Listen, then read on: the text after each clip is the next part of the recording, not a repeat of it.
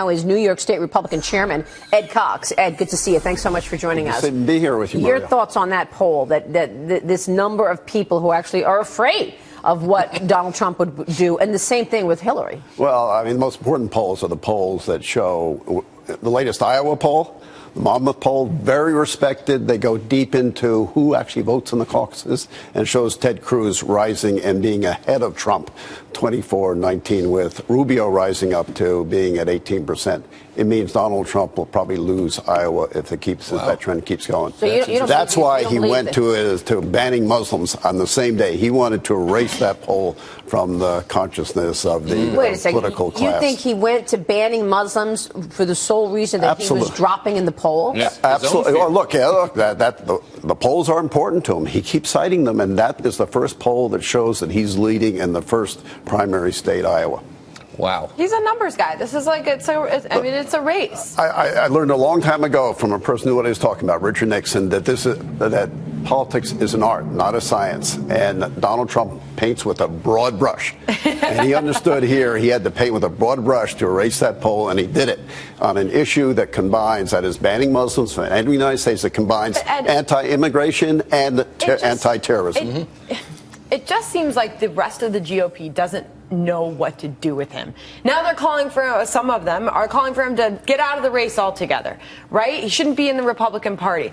I mean, it doesn't seem like they can get their act together with how to handle Donald Trump continuing to lead. No, he is painting with a broad brush and is getting it. That's why he's ahead in the polls, because he is hitting the issues that the Republican base is very concerned with. But when it comes down to the actual voting, as we're approaching Iowa, maybe as we're approaching New Hampshire, those polls could change, as is showing with that Monmouth poll in Iowa. How damaging would it be for the Republicans if Donald Trump went independent?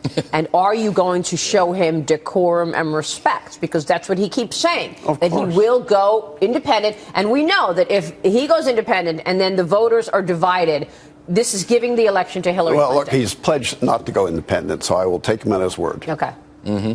But are you going to treat him with respect and decorum? Of course. Yeah. Of course. He is a front runner in the polls at this point, but I'm not sure I would want to be the front runner in the polls. Why? Because 4 years ago, at this point in the presidential cycle, and 8 years ago at this point in the presidential cycle, the person who was the front runner in the polls did not become the nominee.